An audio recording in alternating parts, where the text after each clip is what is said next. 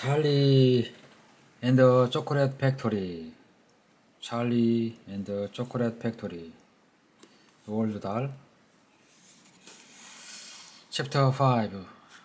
The Golden Ticket. You mean people are actually going to be allowed to go inside the factory? Cried Grandpa Joe. Read us what it says quickly.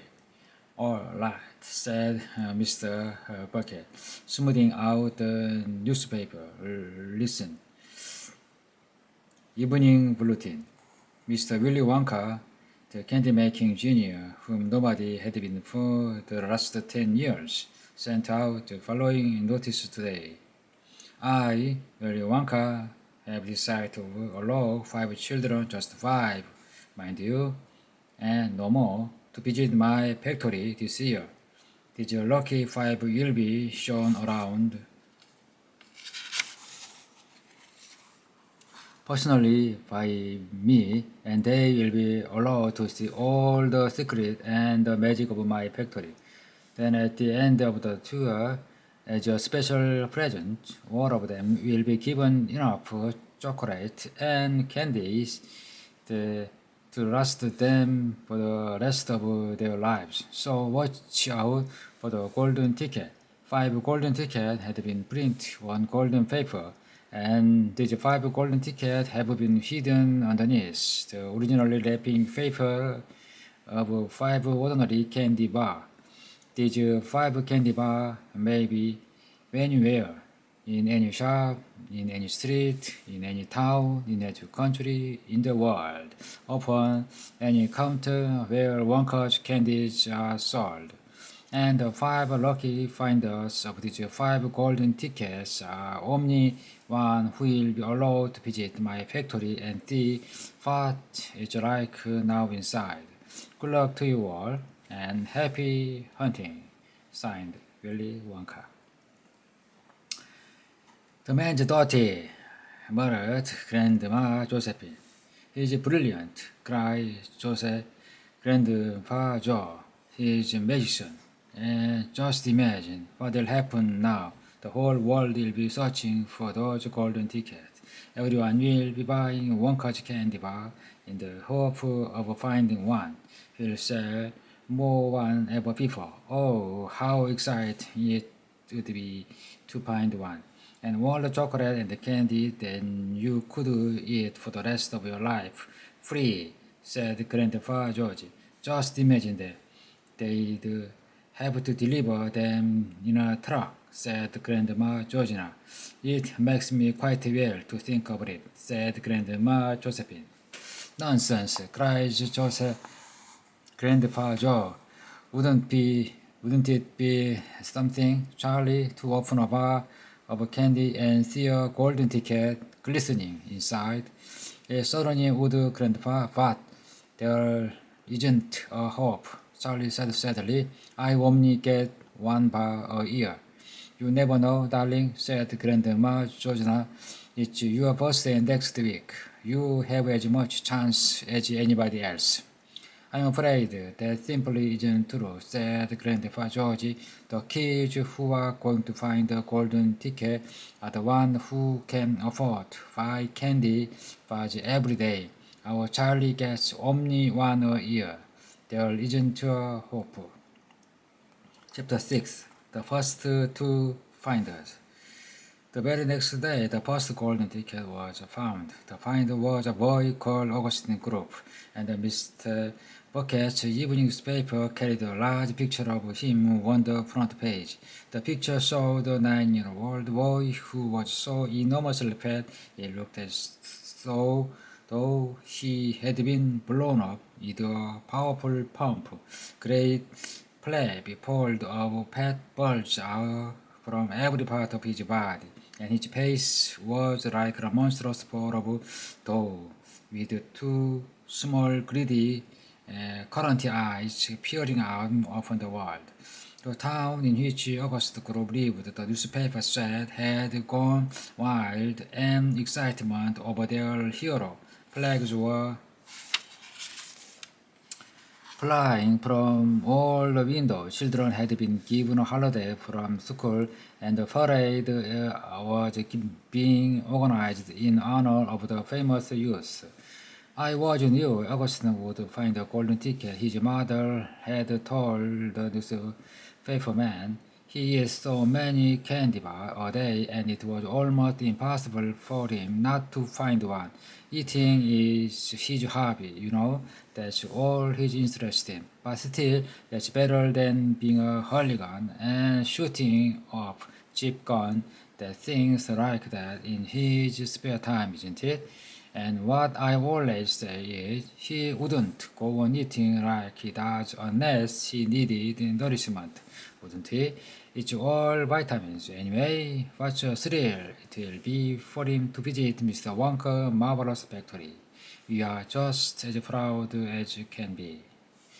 What a revolting man, woman, said Grandma Josephine. And what a revolting boy, said Grandma Georgina.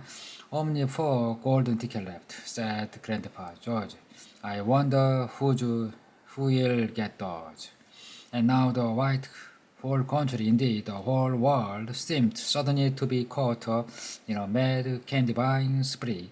Everybody searching frantically for those precious remaining tickets. Fully grown women were seen going into sweet shop and buying 10 Wonka candy bars at a time, then tearing up the wrappers on the spot and peering eagerly underneath for a glint of golden paper.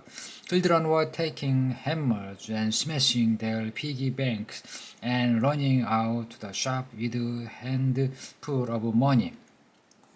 In one city, a famous gangster robbed a bank of $5,000 and spent a whole lot of candy bars the same afternoon. And when the police entered his house to arrest him, they found him sitting on the floor amidst mountains of candy, ripping up the wrappers with the blade of a long dagger.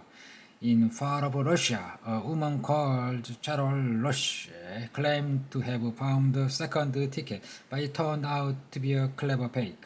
In England, the famous scientist Professor Paul Body invented a machine which would tell you at once, without opening the wrapper of a candy bar, whether or not there was a golden ticket hidden underneath it. The machine had a mechanical palm and shot out with tremendous force and grabbed hold of anything that had the slightest bit of gold inside it.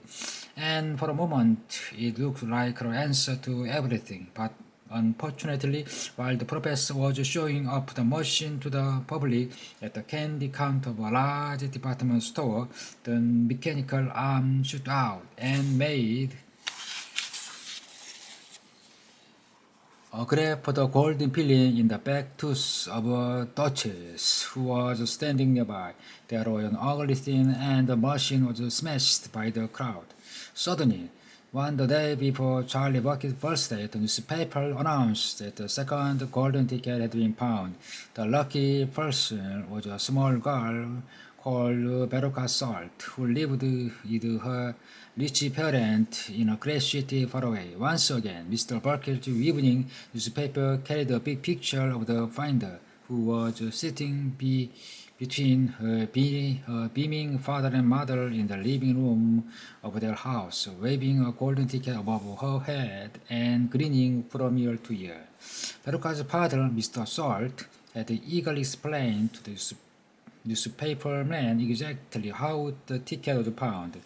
You see, Pella, he had said, as soon as my little girl told him that she simply had to have one of those golden tickets, I went out into the town and started buying all the Wonka's candy bar I could lay my hands on. Thousands of them I must have bought, hundreds of thousands. Then I held them loaded onto trucks and sent directly to my own factory. I'm in the peanut business, you see, and I have got about 100 women working for me over my joint, selling peanut for roasting and salting. That's what they all day long. Those women, they sit there selling peanut So I said to them, okay, girls, said, from now on you can stop selling peanut and start selling the wrappers of these crazy candy bars instead. And they did. I had every worker in the place yanking the paper up those bars of chocolate full speed ahead from morning till night. But the 3 days went by and he had no luck. Oh, it was terrible. My telly Beruka got more and more upset each day, and every time I went home, she would screaming at him, "Where's my golden ticket? I want my golden ticket!" And she would lie for hours at the floor, kicking and yelling in the most disturbing way. Well, so I just hate to see my little girl feeling unhappy like that. So I thought I would keep up the search until I got what she wanted. Then suddenly, on the evening on the first day, one of my women workers, well, I've got it, a golden ticket. And I said, give it to me, quick. And she said she did, and I rushed home and gave it to my darling Beruka. And now she's all smile, and we have a happy home once again. That's even worse than the pet boy, said Grandma Josephine. She needs a real good spanking, said Grandma Georgina. I don't think the girl's father played quite fair, Grandpa, do you? Charlie murmured. He spoiled her, Grandpa just said, and no good can ever come from spoiling a child like that. Charlie, you mark my words. Come to bed, my darling, said Charlie's mother. Tomorrow's your birthday, don't forget that. So I expect you'll be up early to open your present. Wonka candy bar, cried Charlie. It's a Wonka candy bar, isn't it? Yes, my love, his mother said. Of course it is. Oh, wouldn't it be wonderful if I found the third golden ticket inside it? Charlie said.